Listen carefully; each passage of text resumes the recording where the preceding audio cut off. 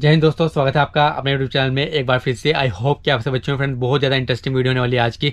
जिस तरह से इजराइल और फिलिस्तीन की लड़ाई चल रही है उसी के ऊपर सलमान अजहरी का बयान आया है। तो सलमान अजहरी जाने माने स्कॉलर है, काफ़ी सारी वीडियो पे इनकी ऑलरेडी रिएक्शन दे चुके हैं। काफ़ी दिन से हम इनके वीडियो पे रिएक्शन दे नहीं रहे, तो आज हमें लगा कि ये वीडियो आपके लिए लानी चाहिए। तो चलो इस वीडियो देख लेते हैं, बाद में वीडियो के बारे में हम बात करेंगे। 800 साल के करीब हो गए सलाहुद्दीन अय्यूबी को वापस लाए हुए, लेकिन पिछले 100 साल से पूरी दुनिया के यहूदियों के अंदर एक ये फिक्र पैदा हुई कि हमारी एक रियासत होनी चाहिए, हमारा एक मुल्क होना चाहिए।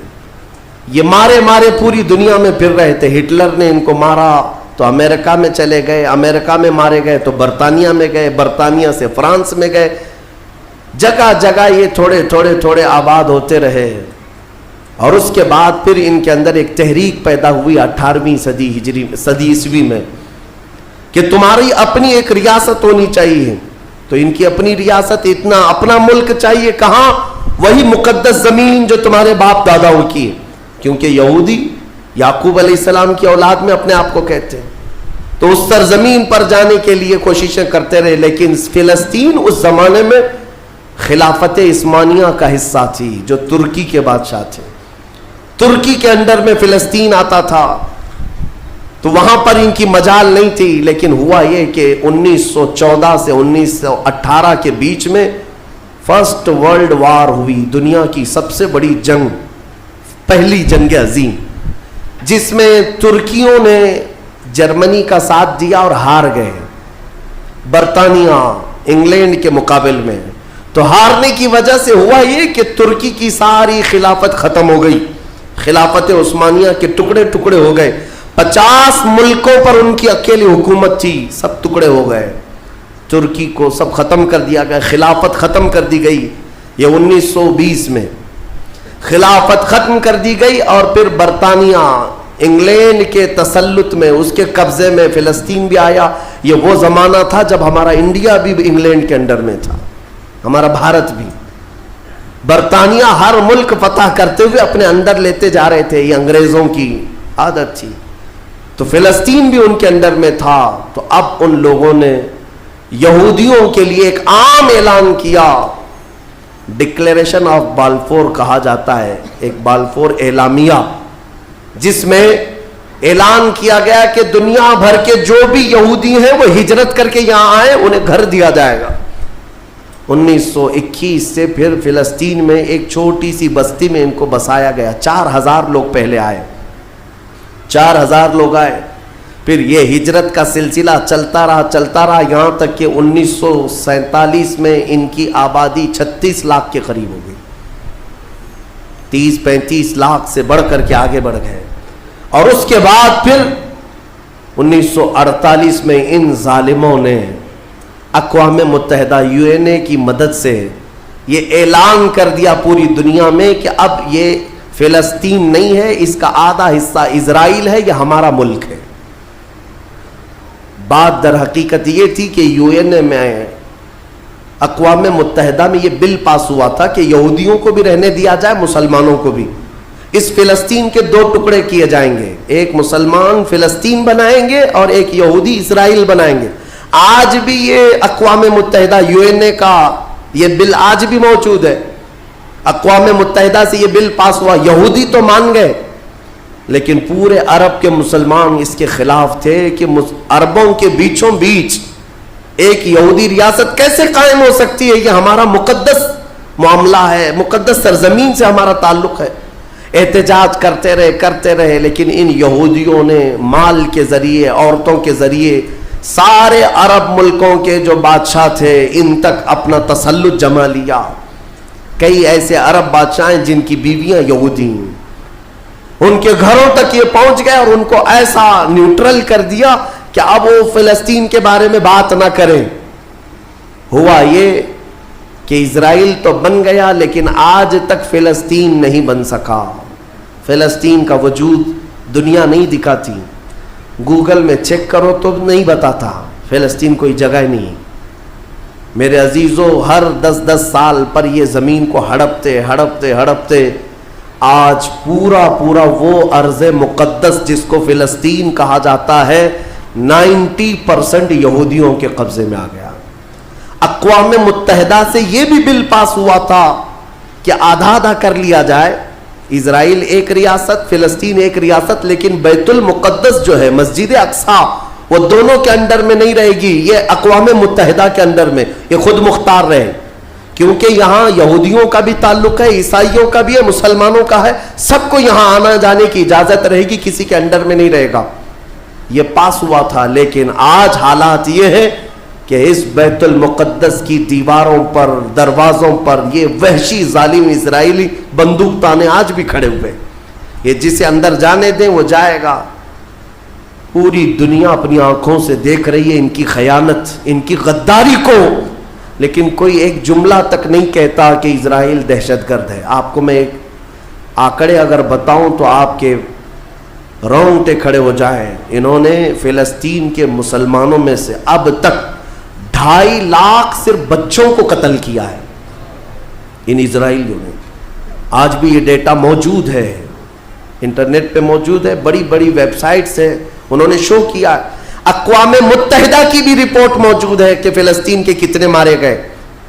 ان دونوں کی جنگ میں 24 لوگ اگر مارے جاتے ہیں تو 23 فلسطینی ہوتے ہیں، ایک اسرائیلی ہوتا ہے.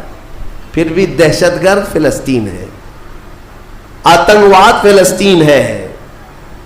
میرے عزیزو، یہ دنیا جو دوہرا کھیل کھیل رہی ہے اس کو کون بتائے گا آخر؟ وہاں جمعہ کی نماز پڑھنے کے لیے مومنین آج بھی جاتے ہیں، ان پر گولیاں برسا دی جاتی ہیں، لیکن ان جیال مسلمانوں کو ہزاروں سلام جو تلواروں کے سائے میں بھی میرے مولا کی عبادت خشوع و خضوع سے کرتے.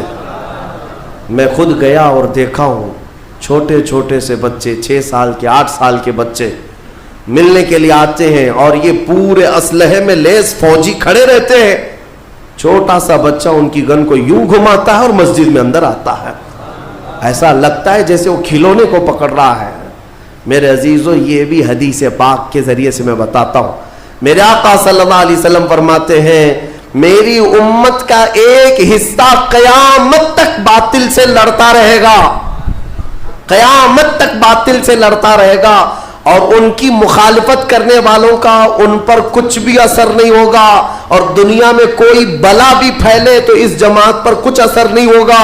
صحابہ نے پوچھا یا رسول اللہ آپ کی امت کا وہ حصہ کون ہے؟ میرے آقا فرماتے ہیں بیت المقدس کے آس پاس رہنے والے مومنین کی جماعت ہے.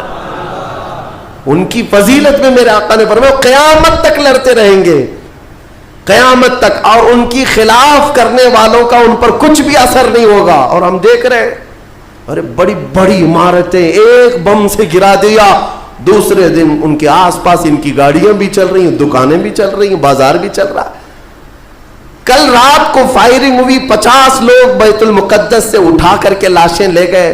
دوسرے دن جا کر کے دیکھے تو عصر کے بعد عورتیں اپنے بچوں کے ساتھ روٹیاں سینڈوچ کھاتی ہوئی بیٹھی ہوئی ہیں. مطلب یہ ہے کہ نہ موت کا ان کے اندر خوف ہے، نہ ظالموں کے تسلط کا ڈر ہے.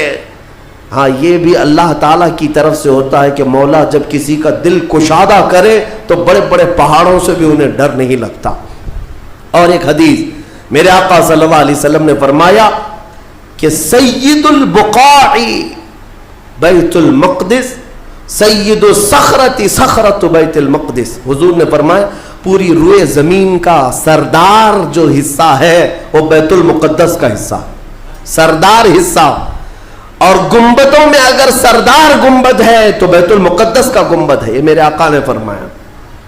اور حضور فرماتے ہیں تم دیکھنا کہ اخیر زمانے میں سارے لوگ اس زمین کی طرف ہجرت کر جائیں گے.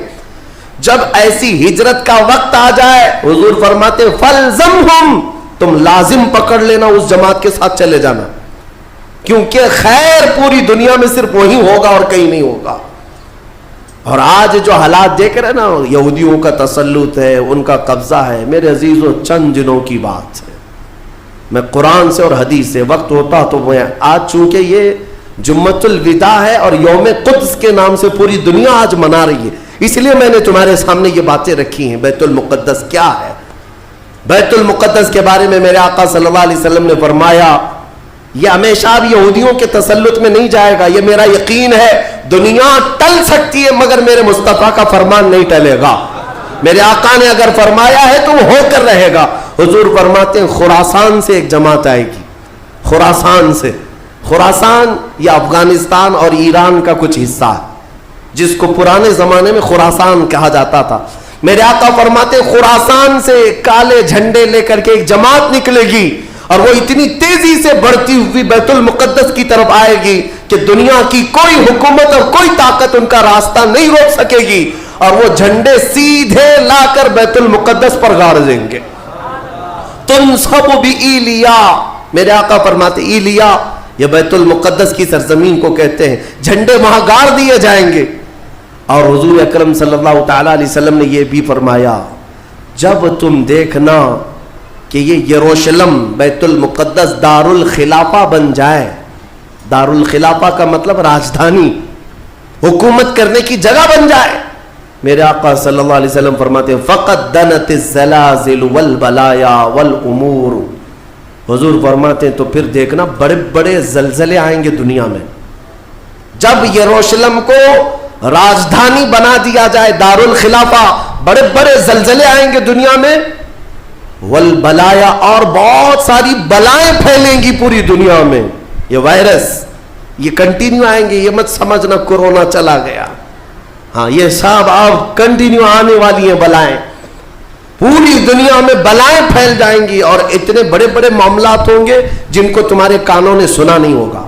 حضور نے فرمایا. اور یہ دار الخلافہ سے کیا مراد ہے؟ محدثین نے اس میں الگ الگ بحثیں کی ہیں, لیکن میں آپ کو بتاؤں 2017 میں, ابھی 3-4 سال پہلے کی بات ہے, 5 سال پہلے, ان یہودیوں نے اپنی راجدھانی ڈکلیئر کر دی. یروشلم ہے, بیت المقدس ہماری راجدھانی ہے, اور سارے سفارت خانے جتنے بھی ایمبیسی ہیں انہوں نے سب وہاں پر منتقل کرنا شروع کر دیا, اور بیت المقدس کی سرزمین کو اپنا کیپٹل سٹی بنانے کا اعلان کر چکے. اور میرے آقا کی حدیث صادق آ رہی ہے, جب وہ راجدھانی بنے گی اب بڑے بڑے زلزلے ہوں گے اور پوری دنیا میں بلائیں پھیلیں گی اور بڑے بڑے معاملات ہوں گے. اور پھر اس کے بعد میرے آقا صلی اللہ علیہ وسلم فرماتے ہیں ایک دور ایسا آئے گا کہ اللہ ان کو ذلیل و رسوا کر کے اس زمین سے نکالے گا, اور ایک امام برحق کے جھنڈے تلے مومنین جمع ہوں گے. پوچھا گیا وہ امام برحق کون ہوگا؟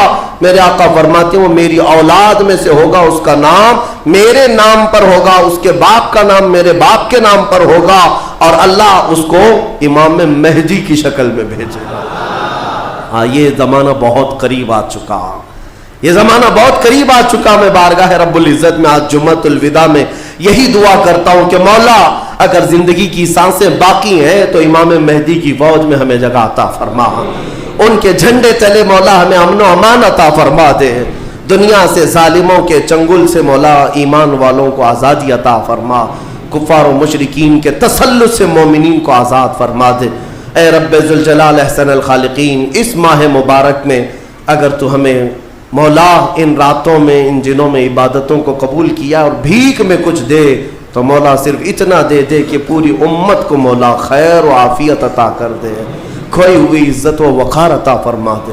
ہمارے ناحق قید کیے ہوئے بچوں کو مولا آزادی عطا فرما دے, بے قصور جیلوں میں بند ہمارے بچوں کو مولا آزادی عطا فرما دے. فرینڈس یہ تھے سلمان اظہری. تو کافی سارے ویڈیو پہ ان کی ہم ریئیکشن دے چکے, کافی دن سے ہم ان کے بیان سننے ہیں, بٹ یہ ہے کہ کافی ان کی ویڈیو پہ ہم ریئیکشن دے چکے. تو ویڈیو بھی انہی کی تھی, سلمان اظہری آفیشیل کی ویڈیو تھی. تو بہت زیادہ انٹرسٹنگ ویڈیو تھی, جس طرح سے انہوں نے فلسطین اور اسرائیل کا جو پوری ڈیٹیل میں بتایا کیوں ہے فلسطین. پوری دنیا کو پتہ ہے کیوں ہے, کس طرح سے ہوتی ہے, پر انہوں نے پورا کھول کے بتا دیا کہ اس طرح سے ان کی لڑائی ہے. وہ جانتے ہیں پورے یہودیوں کے بارے میں سب جانتے ہیں کہ ہٹلر نے انہیں کتنا مارا تھا. ہٹلر نے 75% یہودیوں کو دنیا سے ختم کر دیا تھا. تو آج انہوں نے دھیرے دھیرے پورے فلسطین پہ قبضہ کر لیا, جبکہ ان کو تھوڑی سی جگہ ملی تھی بنانے کے لیے. تو آج انہی کو خدیڑ دیا, بالکل 88% پہ انہی کا قبضہ ہو گیا. پھر 12% پہ جو ہے فلسطین ہے, وہ تھوڑے سے حصے میں فلسطین ہے, باقی سارا انہوں نے ختم کر دیا. تو بہت زیادہ انٹرسٹنگ ویڈیو تھی, پورا کھول کے بتا دیا انہوں نے سلمان اظہری نے. تو آئی ہوپ آپ کو بھی ویڈیو پسند آئی ہوگی. آپ کو ویڈیو پسند آئی تو ویڈیو کو لائک کر, اگر چاہتے ہیں اس ٹائپ کی ویڈیو ہم آپ کے لیے اور لائے تو ہم سپورٹ کر سکتے ہیں. ہمیں سپورٹ کرنے کے لیے ہمارے چینل سبسکرائب کر سکتے ہیں. اس ویڈیو کو پینڈ کرتے ہیں, نیکسٹ ویڈیو میں لے کسی نیکسٹ ٹاپک کے ساتھ. اتنا بہت سارا دھیان رکھیے. جے ہند, جے بھارت.